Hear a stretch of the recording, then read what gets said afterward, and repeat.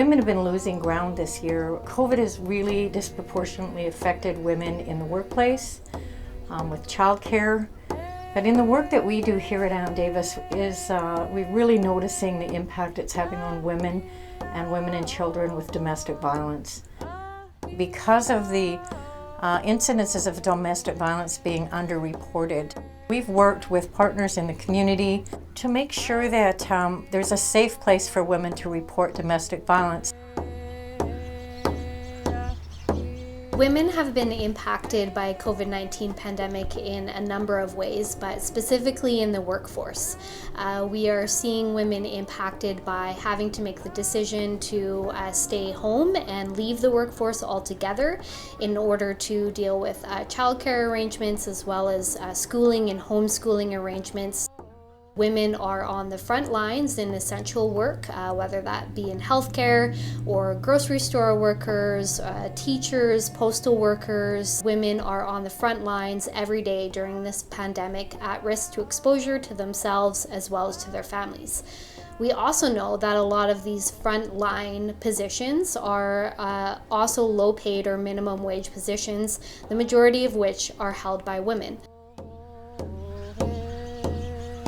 We've also seen a shift in focus when we are evaluating essential work and essential services, and this shift could be summarized in the prioritization of people over profit. We want to be able to highlight the behaviors that we're seeing during this pandemic that should be celebrated and expanded upon. The behaviors rooted in empathy, gratitude, joy, solidarity, and mutual aid. And we want to be able to address the behaviors that are negative and are rooted in greed, fear, division, hate. We want to focus on the behaviors that are positive and build a positive community and be able to move past the ones that divide us. Yo wixas nuguam quixisalas, namgis, udzistalas, Gala Casla to the Stalo Nation for allowing me to gather in their territory and work amongst them within their territory with their people.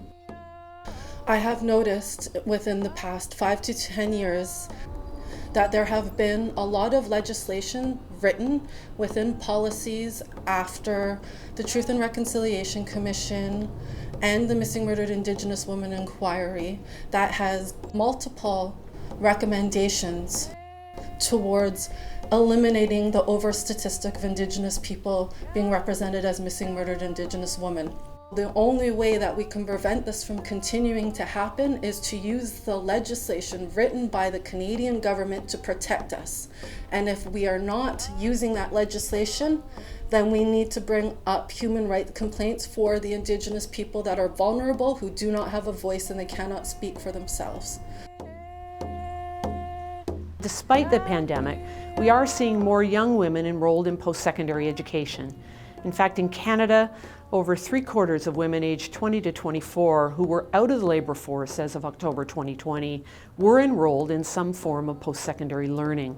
I find this especially encouraging because quality education promotes equality and is a powerful tool one can use to change the world.